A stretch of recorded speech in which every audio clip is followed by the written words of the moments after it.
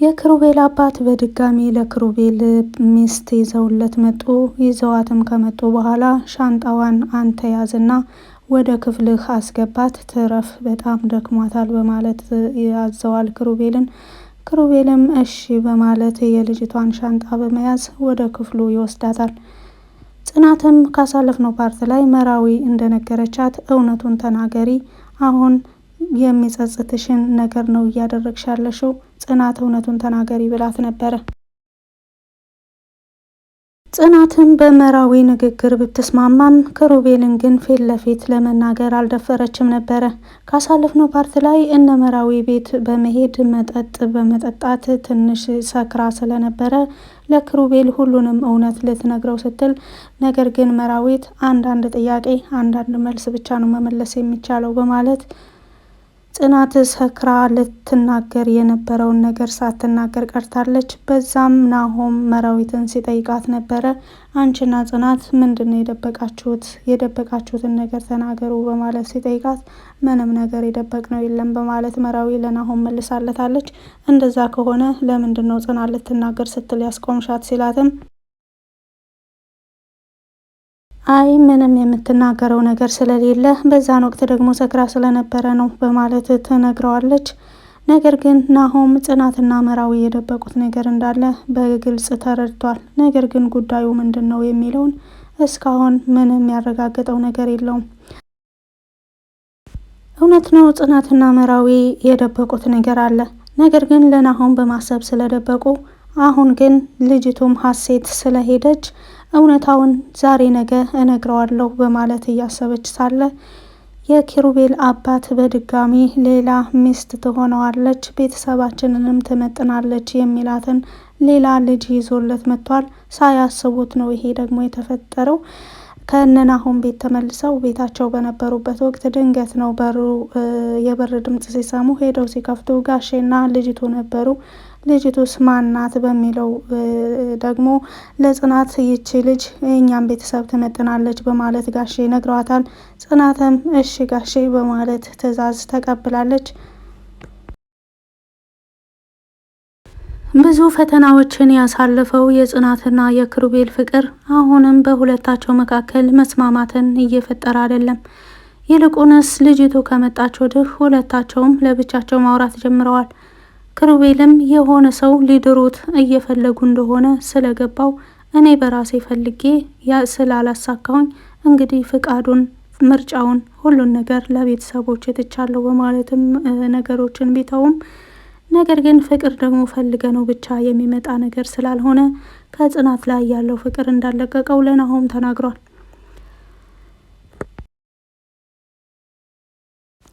ናሆምም እኔ እኮ መራዊትን በጣም ነው የምወዳት ክሩቤል ብሎ ለክሩቤል ባማከረው ጊዜ እኔም እኮ ጽናትን በጣም ነው የምወዳት፣ ነገር ግን እያየህ ነው ምን እያደረግን እንዳለን፣ በጣም ከባድ ነው፣ ፍቅር አንተ መርጠኸው የሚመጣ ነገር አይደለም በማለትም ይነግረዋል።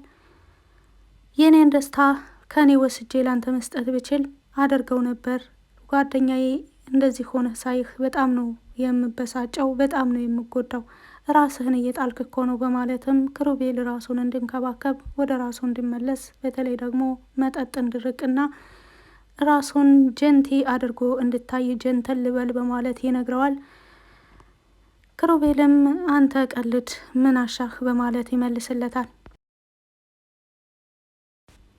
መራዊትም አማቷ ትመጣለች አትመጣም እያለች ስትጠባበቅ ከሌሊት ተነስታ ምግብ ስታዘጋጅ፣ ቤቱን ስታጸዳ፣ አንዳንድ ነገሮችን ስታዘጋጅ ከዋለች በኋላ አማቷ እንደማይመጡ፣ ጎረቤት የሞተ ሰው እንዳለና እዛ እንደሚቆዩ ደውለው ይነግሯታል። ከዛም በኋላ የተዘጋጀውን ምግብ አራታቸው ክሩቤል፣ ናሆም፣ ጽናትና መራዊ ሆነው ይመገቡና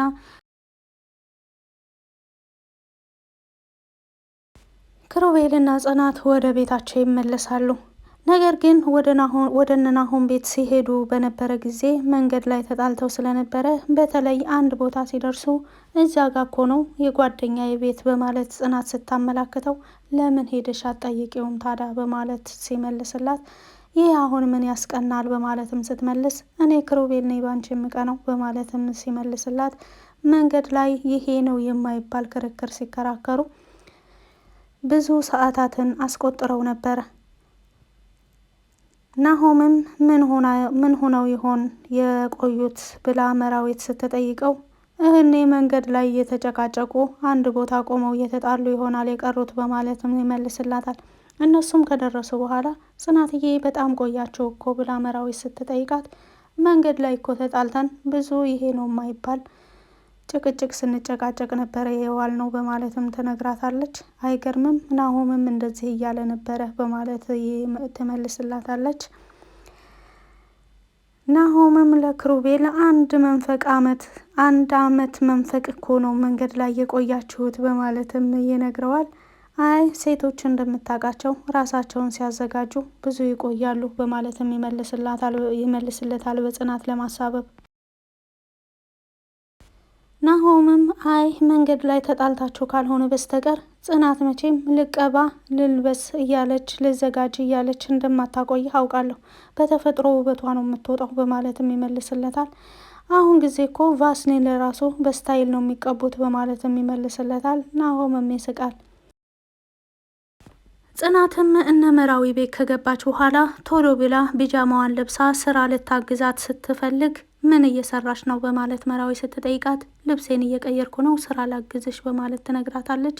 እኔ እኮ ውሸቴን ነው ቀደም ብላችሁ እንድትመጡ ነው እንጂ ስራውን ሰራርቼ ጨርሻለሁ።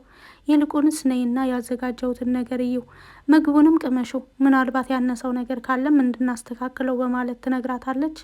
እኔ እኮ ብቻሽን ሰርተሽ የጨረሻው አልመሰለኝም በማለት ጽናት ልብሷን ሳትቀይር ወደ ኪችን ሄዳለሁ፣ ምግቡንም ታይላታለች። ሁሉም ነገር ጥሩ ነው በማለትም ትነግራታለች። ነገር ግን መራዊ በጣም ፈርታለች። አማቷን ገና ሳትመጣ አንዴ አንቱ አንዴ አንቺ እያለች ነው የምትነጋገረውና አንቺ ልጅ ግን በጣም ተደናግጠሻል በማለት ትነግራታለች። መራዊትም ይሄን ያክል የሚያስነቃ አይመስለኝም ነበረ። አዎ ከጀመርሽው አይቀር በጣም ፈርቻለሁ። አንቺስ እነትዬ ነጋሼ ሲመጡ ትፈሪ የለ በማለት ስትነግራት እኔማ ሰራተኛ ነኝ በማለት ትመልስላታለች። ጽናትዬ ይሄን ብዬ አንቺን ልጎዳሽ አስቤ አይደለም፣ እንዳትከፊብኝ፣ አንቺ እንድትከፊ አስቤው አይደለም በማለት ትነግራታለች። አይ እኔ ምንም አይከፋኝም፣ ስራዬን አከብረዋለሁ እወደዋለሁም ትላታለች። እውነት ነው ስራ ያኮራል፣ ስራ ያስከብራል እንጂ ስራ አያሳፍርም። ነገር ግን ጓዳ ውስጥ የሚሰሩትን ስራ ምግቡንም ሁሉንም ቼክ ካደረጉ በኋላ በጣም ቆዩሳ ናሆሚ በማለት ወደ ሳላ ስትሄድ ሳሎን ቤት ደግሞ ክሩቤልና ናሆም ቁጭ ብለው ስለነበረ አማቷ እንደማይመጡ ይነግራታል። ለምን ብላ ስትጠይቃቸውም እዛ ጎረቤት የሆነ ሰው ስለሞተ ለዛሬ ቀርታለች ብሎ ይመልስላታል። ነፍሴ ማር በማለት እንግዳውስ ምሳውን እኛ እንብላው በማለት እነሱ ያዘጋጁትን ለአማቷ ያዘጋጀችውን ምግብ እነሱ አቅርበው ይበላሉ። ከበሉም በኋላ መጠጥ ጠጥተው ነበርና እነ ጽናት ወደ ቤት ከተመለሱ በኋላ ጨጓራዬን አመመኝ በማለት ለክሩቤል ትነግረዋለች። ክሩቤልም እዛ ጋር ፍሬዘሩ የፓፓያ ጁስ አለ እሱን ጠጪ በማለት ይነግራታል። አሁን እሱን ማን ያዘጋጀዋል በማለት ስትነግረው በቃ እዚህ በቤታችን ቅርብ ያለ ጁስ ቤት ሄደን ጁስ እንጠጣ በማለት ሲነግራት አይ እኔ የትም አልሄድም፣ ገብቼ ማረፍ ነው የምፈልገው፣ የምትፈልገው ነገር ካለ አንተ ቀስቅሰኝ በማለት ትነግረዋለች። ችግር የለውም እኔ የምፈልገው ነገር ካለ እኔ ቀሰቅስሻለሁ በማለት ይነግራታል። ናሆምና መራዊ እነ ክሩቤልን ከሸኙ በኋላ በራሳቸው ሁለታቸው ብቻ ቁጭ ብለው ሜሳጅ እያደረጋት ሳለ ትከሻዋን እንደዚሁ አንዳንድ ደስ ደስ የሚሉ ቃላቶችን እየተነጋገሩ ድንገት ቤቱ የበሩን ድምጽ ይሰማሉ። የበሩን ድምጽ ሲሰሙም ማን ሊሆን ይችላል? ምናልባትም ሰናይት ልትሆን ትችላለች በማለትም ግቡ ብለው ይናገራሉ። በሩ ላይ ያለውም ሰው ሲገባ የናሆም እናት ናት። መራዊ በጣም ተደናገጠች። ትላንት ስትጠብቃት የነበረው ሴትዮ ዛሬ ደግሞ ሳትዘጋጅ ድንገት ስለመጣችባት በጣም ተደናግጣለች። ሰላም ለማለት እንኳን እጆቿን እያጣጠፈች እየዘረጋች እያጠፈች እየተንቀጠቀጠች ወደ ኋላና ወደፊት እየተመለከተች ለመናገር እየተርበተበተች ቆማለች። ትቆያለሽ እንዴ በማለት ስትጠይቃት አማቷ ልሄድ እንዴ በማለት መራዊትም ትጠይቃለች። ወዴት ትሄጃለሽ በማለትም ስትጠይቃት አይ ማለቴ በማለት ነገሮችን የምታወራውን ስታጣ ልጄ ቁጭ በይ በማለትም ትነግራታለች። መራዊ አማቷን በጣም እንደፈራች ታስታውቃለች። ነገር ግን የናሆም እናት በጣም ነው መራዊትን የወደደቻት። ልጄ ካሁን በኋላ እንደ እናትሽ እሰቢኝ፣ እንደ እናትሽ አድርገሽይኝ በማለትም ፍርሃቷን ትቀንስላታለች። አመሰግናለሁ ማዬ በማለትም መራዊ በጣም ደስተኛ ሆና ትቀመጣለች። እንግዳስ እኔ የሚበላ ነገር ላምጣ እናንተ ተጫወቱ በማለትም ስትነግራት እኛም መጫወት አለብን እንጂ አንቺና እኔ ለራሱ በማለት ሲቀላለዱ ናሆምም አረማዬ ወደየት ነው? እኔ እኮ ከጎንሽ መኖሬን በጭራሽ ረሳሽኝ በማለትም ናሆሚ የቀና ይመስላል። ምክንያቱም እናቱ ከሱ ይልቅ የመራዊትን መውደድ ሲያይ እናቴ እኔማ መኖሬን በጭራሽ እንዳረሽው በማለት ይነግራታል። ነገር ግን የናሆም አባት ናሆም ቤት ተከራይቶ ለብቻ እንደወጣ ሲሰማ በጣም እንደተናደደበት እንደተበሳጨበትም ተናግረዋለች። አባቴ ደግሞ እኔ እኮ ካሁን በኋላ በራሴ አንዳንድ ነገሮችን ማድረግ እችላለሁ ብዬ ነው የወጣሁት፣ ሁሉም ነገር ቀስ በቀስ ይሆናል ብዬ ነው በማለትም ይነግራታል እናቱ። ይልቁንስ ሚስቴ እንዴት ናት በማለትም ሲጠይቃት በጣም ነው ምርጫ የምትችለው፣ በጣም ቆንጅዬ ልጅ ናት፣ ጠበቅ አድርገህ ያዛት በማለትም ትነግረዋለች። ናሆምም በማያልቁ ቀልዶቹ በምን ሊያዛት እማዬ ብሎ ሲጠይቃት እየቀለድኩ አይደለም ልጅ ውለዱ ብላ ተናግረዋለች። እማዬ ገና ልጅ ነን እኮ እኛ ራሳችን ገና ልጅ ነን፣ እሷም ደግሞ ገና ትንሽ ልጅ ናት፣ ቀስ ብለን እንደርስበታለን ይላታል። የጽናት ድራማ እዚህ ድረስ ነበረ የአሁኑ ፓርት። ቀጣይ ፓርትስ ምን ይፈጠራል የሚለውን አብረን የምናይ ይሆናል። ለቆይታችን ከልብ አመሰግናለሁ። መልካም ጊዜ